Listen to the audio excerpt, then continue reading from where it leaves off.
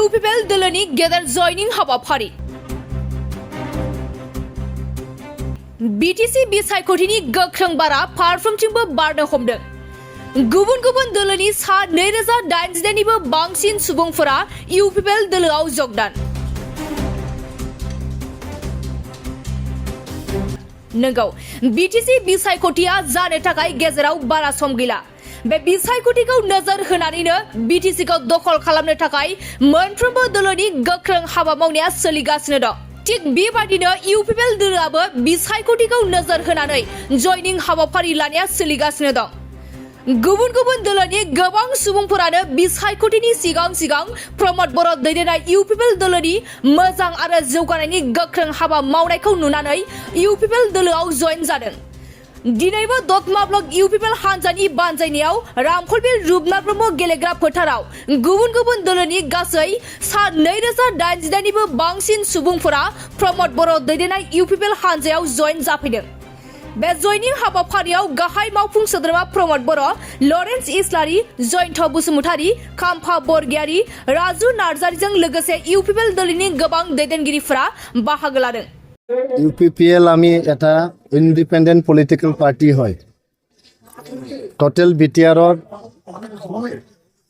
3200 আমাৰ ভোট কেন্দ্র আছে আৰু 40টা সমষ্টি আছে। Uppl ইন্ডিপেন্ডেন্ট পলিটিক্যাল পার্টি হিসাবে আমি 3200 বুথ আছে, তাতে আমাৰ প্ৰস্তুতি চলি আছে। ইনফ্যাক্ট প্ৰস্তুতি একদম শেষ। 2 তাৰিখৰ পৰা আমাৰ বুথ সন্মিলন আৰম্ভ হ'ব। প্ৰত্যেকটো সমষ্টিত 40টা সমষ্টিত যিমান আমাৰ বুথ কমিটিৰ সদস্য আছে তেখেতসকলক লৈ বুথ সন্মিলন 2 তাৰিখৰ পৰা আৰম্ভ হ'ব। গতিকে ইয়াতে কোন পলিটিক্যাল পাৰ্টিয়ে কি কৈছে, কোন পলিটিক্যাল পাৰ্টিয়ে 40টা সমষ্টিত খেলিব বিচাৰিছে, আমি সকলোকে আদৰণি জনাইছোঁ, ওয়েলকাম জনাইছোঁ।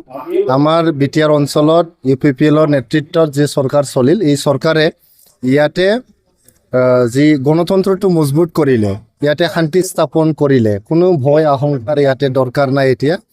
গতিকে সকলো পলিটিক্যাল পাৰ্টি যিমান সিটত খেলিব বিচাৰে তেখেতসকলে খেলিব পাৰে, ইয়াৰ কোনো বাধা নাই। আমি 40টা সমষ্টিত প্ৰস্তুতি চলাই আছোঁ। 3200 বুথত আমাৰ কমিটি গঠন অলৰেডি কমপ্লিট আৰু 2 তাৰিখ জুনৰ পৰা আমাৰ বুথ সন্মিলন আৰম্ভ হৈ যাব।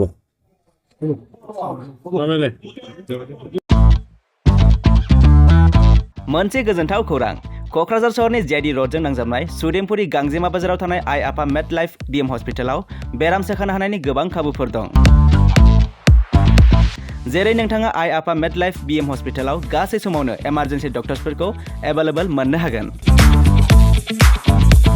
आरो बेयाव medical laboratory, pharmacy, paediatrics, medicine, gynaecology, radiologist, surgery, dental, cardiology, gastroenterology, urology, dental X ray, play area, X ray, sonography, OT, थामहिनबा ऑपरेटिंग थिएटर, ICU आरो NICU, PICU फोरनि डक्टरफोरा एभेलेबल दं। लोगोसे normal delivery, C sections, gall bladder stone, kidney stone, appendix आरो हार्नियाफोर बेराम जानायफोरखौ अपारेशन खालामनायनिबो सुबिदा दं। आइ आफा मेड लाइफ BM हस्पिटालाव सप्ताफ्रोमबो फार्मासीजों लोगोसे लेबरेटरी आरो सप्ताफ्रोमबो इमारजेन्सि सार्भिसजों लोगोसे 24 घन्टा जेब्लायबो खुलायै थागोन आरो बेयाव लांलाय लाबोलाय खालामनो थाखाय एम्बुलेन्सनि सार्भिसबो थागोन। बेनिखायनो ओनसोलनि सुबुंफोरा बेराम आजारफोरजों भुगिनानै दंब्ला क'क्राझार सहरनि आइ आफा मेड लाइफ BM हस्पिटालाव फाहामथाय लाफैनो हागोन। लोगोसे नोंथाङा 9101655430 एबा 8822688026 बे जानबुं नम्बरनि गेजेरजों थोंजों कल खालामना आबुङै खौरां लाहरनो हागोन।